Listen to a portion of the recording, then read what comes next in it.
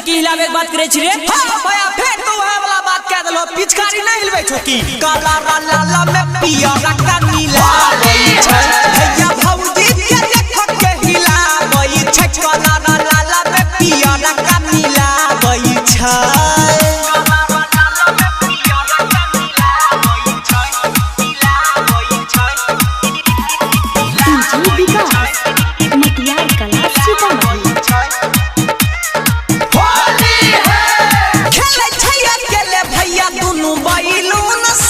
या साला गइने रिहया गले फागुन से होली है या गले फागुन से खेले छैया केले भैया दुनु बैलून से या साला गइने रिहया गले फागुन से अरे है मक्का हमर फायदा उठाबै छै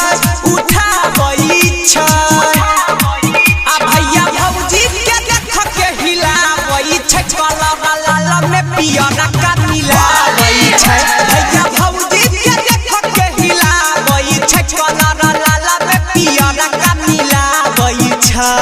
Radhika recording studio Saharsa. DJ Vikas Matiyar Kala Sitamarhi.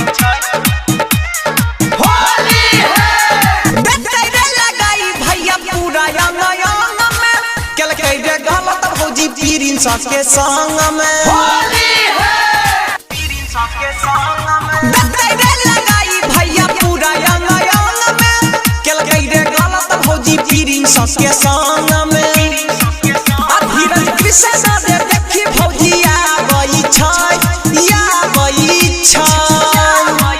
आ भैया भौजी के देख के हिलाबै छै काला लाला में पिया रका नीलाबै छै भैया भौजी के देख के हिलाबै छै काला लाला में पिया रका नीलाबै छै। Recording by Sujit Saharsa.